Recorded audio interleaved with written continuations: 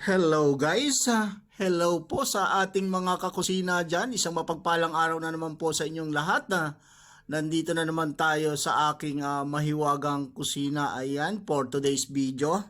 Maglalaga po tayo ng pata ng baka. Yan, meron po tayo ditong nabiling pata ng baka.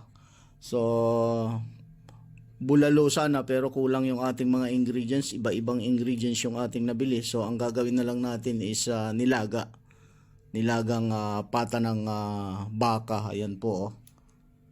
Napakasarap sana nito sa kare-kare.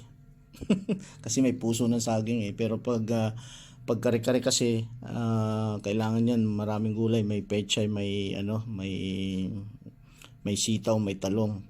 Pero dahil dalawa lang yung ating gulay dito, ay hindi naman gulay itong mais eh.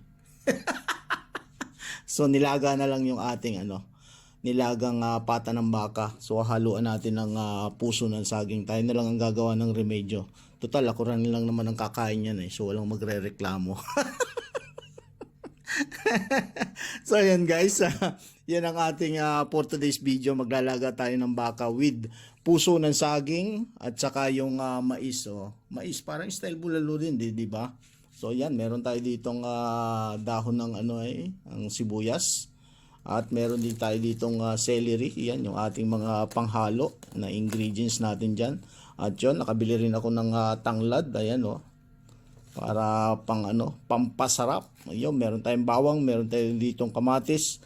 Meron tayo dyang sibuyas nandun sa ibaba. Hindi ko na sinama dito kasi masikip dito sa aking kusina eh.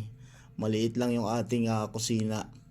So yun guys, maraming salamat sa inyong panonood sa aking mga videos. See you again sa kainan.